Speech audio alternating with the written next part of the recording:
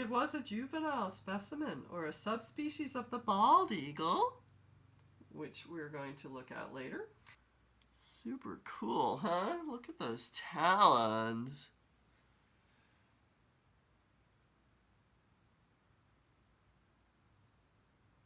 This painting was acquired by Sidney Dillon Ripley, and his family donated it to the Smithsonian American Art Museum in 1994. And this is just a nice print, reproduction print in a mat and frame that I have for you. So let's hang that back up. That's available. And if you see anything on the show, as always, please email me at IamNancyChev@gmail.com. And we'll get you connected. And 10% as ever goes to charity. And it can be the charity of your choice or mine. So my next piece is the macaw, the red and yellow winged macaw. And let's turn it a little this way. This pretty piece is by the same artist as the eagle owl, Edward Lear, in 1832. And its scientific name is the Macrocercus aracanga, which is just below there on the actual print. And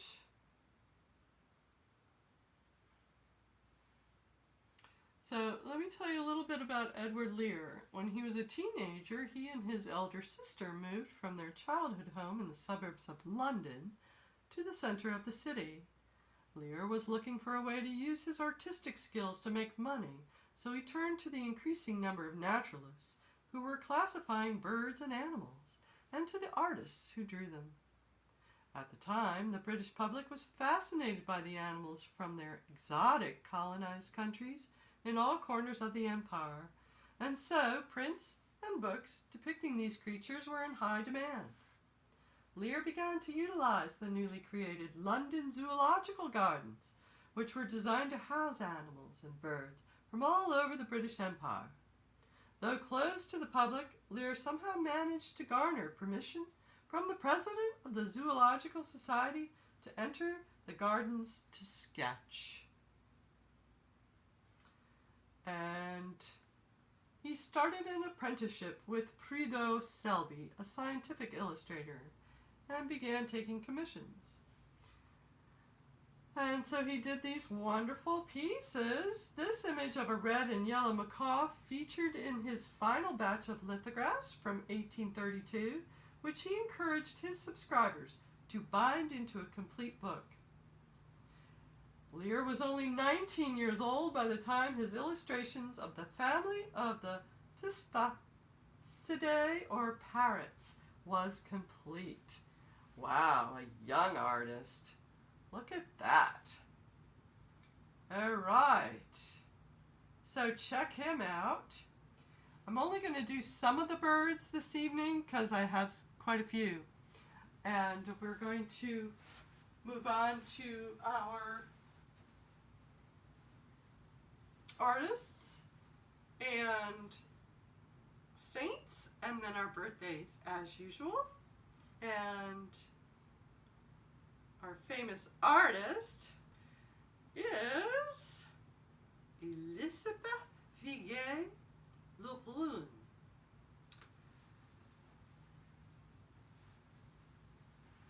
I'm going to move up a little closer, talk about Elizabeth. So, Elizabeth was born April 16th, 1755, and she passed away March 30th, 1842. A French painter who mostly specialized in portrait painting in the late 18th and early 19th centuries. I want to show you her self-portrait in a straw hat, 1782. And if you'll notice, look at the beautiful colors again.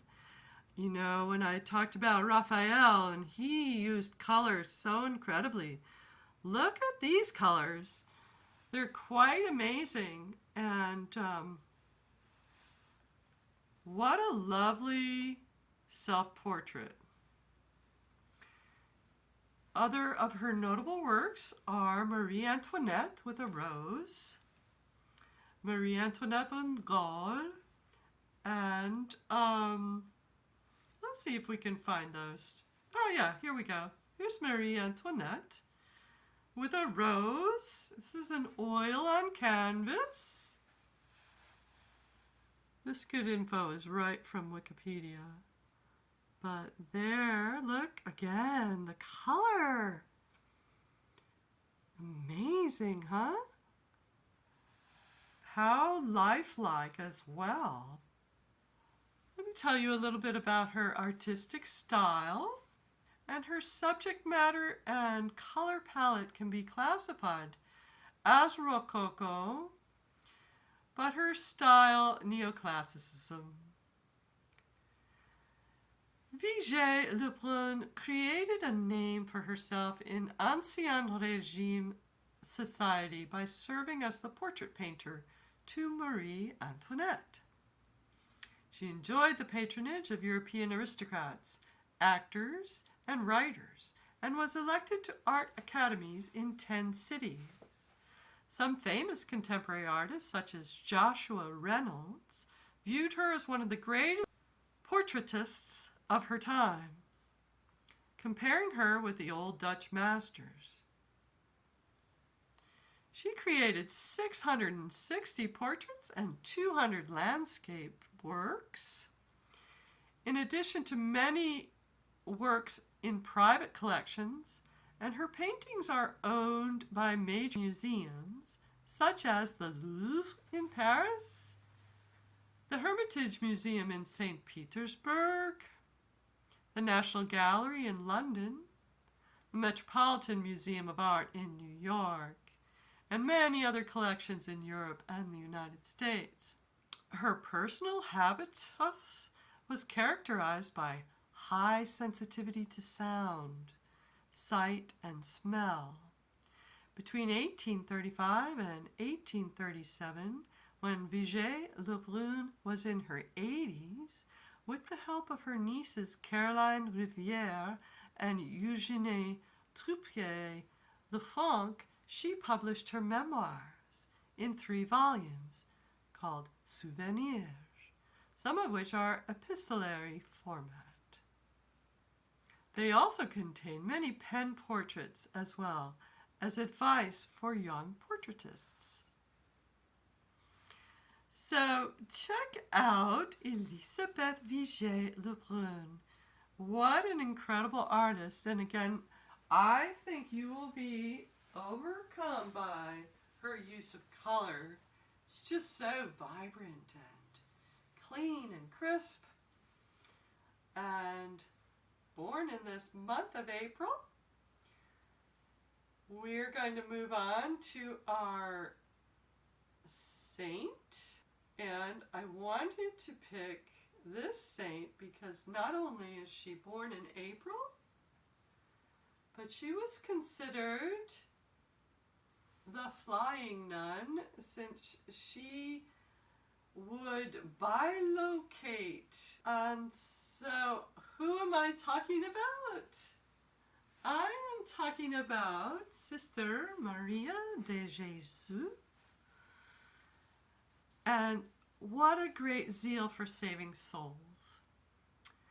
And she, from a real tender age, was granted to have visions of the soul in sanctifying grace and of the soul in mortal sin. Once this started happening, she would not be the same. her spirit would be elevated to searching only to satisfying her dear one, our Lord, and to belong completely to him only.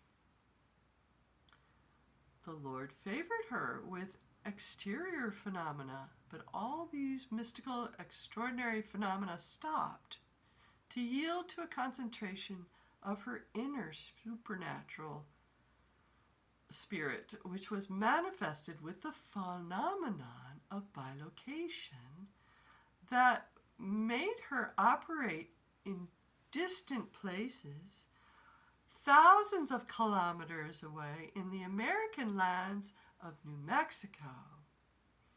It was the year 1622. Sister Maria had these experiences, and she was only 20 years old. Of these events, she herself left a story. Quote, "Looked like to me that one day, after having received our Lord, His Majesty showed me the whole world, and I knew the variety of bread things. How admirable is the Lord in the university of the land. He showed me with great clarity the multitude of creatures and souls that existed, and among them how few ones were practicing the pure faith, and that were entering across the door of the baptism to be children of Holy Church. The heart was dividing of seeing that the copious redemption was not falling down but on so few ones. I knew the gospel compliment, which they are so many who are called, but so few the select ones." And so she, from the year 1622 to 1625, at least 500 times became present as an evangelizer in the province of Quivira, Humanas, and other zones of New Mexico. Nowadays, these zones are located in the states of New Mexico, Texas, and Arizona of the United States. And until the reputation that such facts were suggesting her to ask God to stop these gifts, what she obtained, the natives were calling to her and calling her the Blue Lady because of the many sky blue mantles of the Conceptionist order that she was wearing. She preached to many people the gospel and even suffered a kind of martyrdom.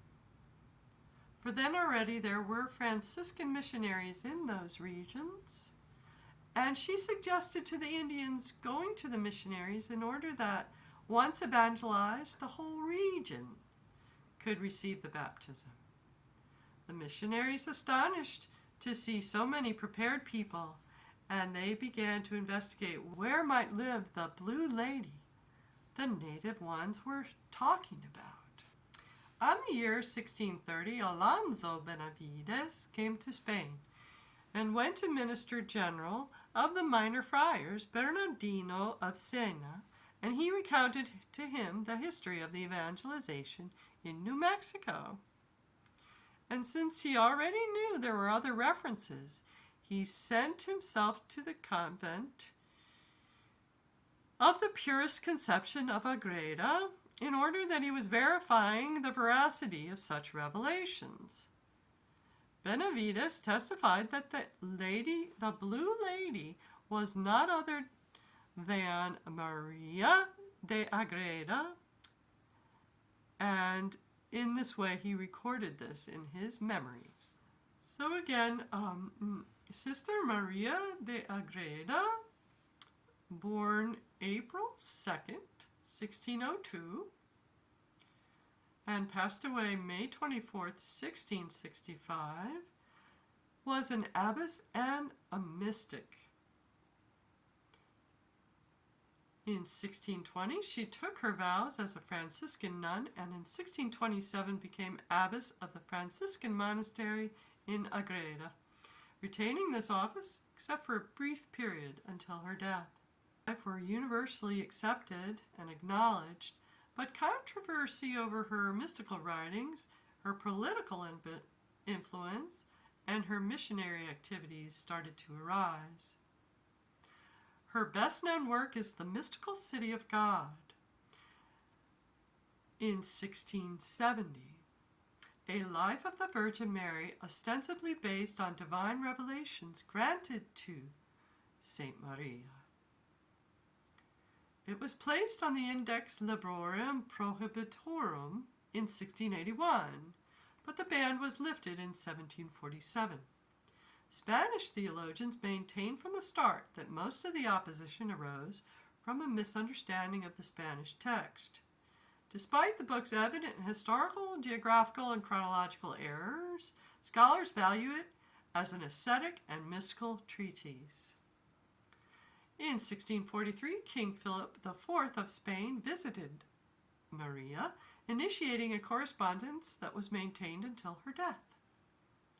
Their letters dealt with spiritual and political matters and form a rich source for historians on Philip's reign.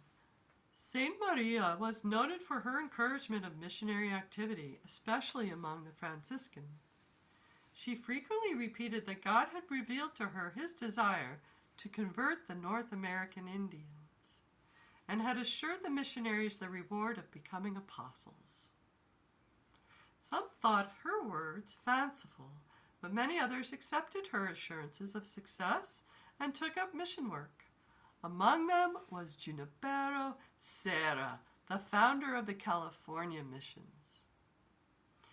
So please check out Sister Maria de Agreda, our Spanish mystic born in April. And let's go on to our other birthdays.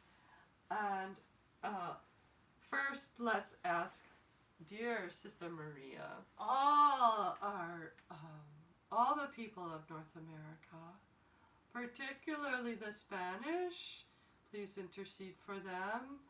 And thank you for all your missionary work and intercession on our behalf, and know that we too can witness to our Lord and Our Lady and all the saints of the beauty of heaven, and that it can be heaven on earth, heaven all the way to heaven, as another great saint who is honored today and yesterday would be Saint Catherine of Siena.